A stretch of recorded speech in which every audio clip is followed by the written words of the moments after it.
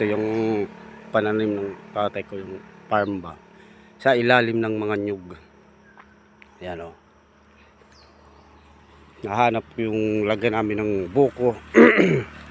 Nakasabit daw sa ano. Ano.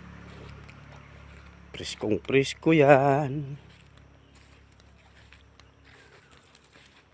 Ayun, mayroon dito. Nandito na yung sako, lagayan namin ng buko. Ano.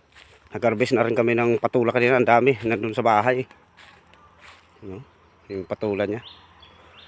Ito yung sako. Ayan. Dati ako ang nag-aakyat nitong mga niyog na to. Ang tataas na masyado. Tapos wala nang practice. Nandun na tayo sa Maynila. Kaya ilang years na. Kaya medyo di ko na kaya siguro umakyat nan. Baka nanginginig na. Sa kaya. Pero pag ginawa mo, parang alanganin. Parang masakit sa paa na. Yan o, may mga ano naman yan apakan, ang taas na, ang taas, hirap na akyatin, tapos masakit na yan sa paa, kaya alanganin.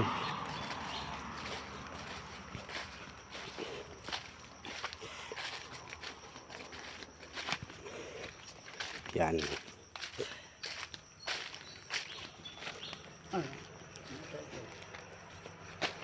Binalatan na yung buko.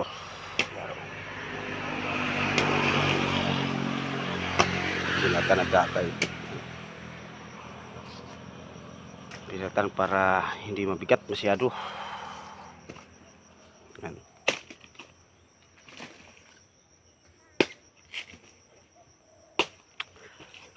Guys. Yan. Anong buko. Lapit kami sa dagat o sa kami, kalsada. Green green green green green green green